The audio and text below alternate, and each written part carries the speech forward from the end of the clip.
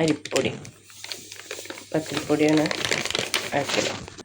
ആവശ്യത്തിന് ഉപ്പ്, ആവശ്യത്തിന് ചൂടുവെള്ളം ഒഴിച്ച് കുഴച്ചെടുക്കാം.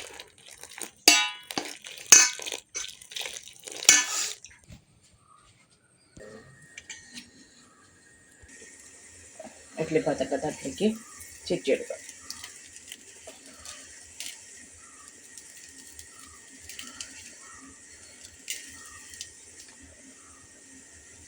അപ്പം നൂലൊക്കെ ചുറ്റി കഴിഞ്ഞു. ഇനി നമുക്ക് അടച്ചു വെച്ച് വേവിക്കാം. ഇതിലേക്ക് ആവശ്യമുള്ള മസാല റെഡിയാക്കാം. ഒരു 2 സവോള, ഒരു തക്കാളി ചെറുതായി അരിഞ്ഞത്, 4 പച്ചമുളക്, ഒരു 3 ടീസ്പൂൺ വെളിച്ചെണ്ണ, ആവശ്യത്തിനുള്ള ഉപ്പ്. മസാലയ്ക്ക് ആവശ്യമുള്ള ഉപ്പ് മതി കേട്ടോ. നന്നായി ഒന്ന് വഴറ്റിയെടുക്കാം. നൂല് ചുറ്റിതൊക്കെ വെന്തുണ്ട്. പാത്രത്തിലേക്ക് മാറ്റാം.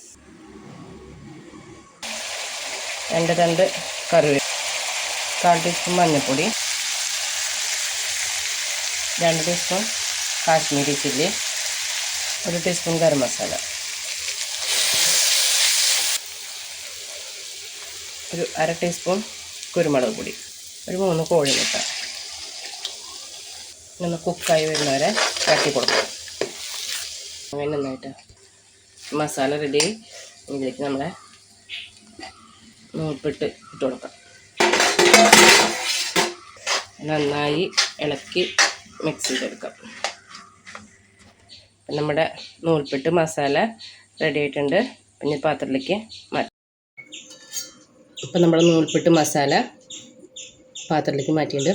ഇപ്പം നമുക്ക് കഴിച്ചു നോക്കാം.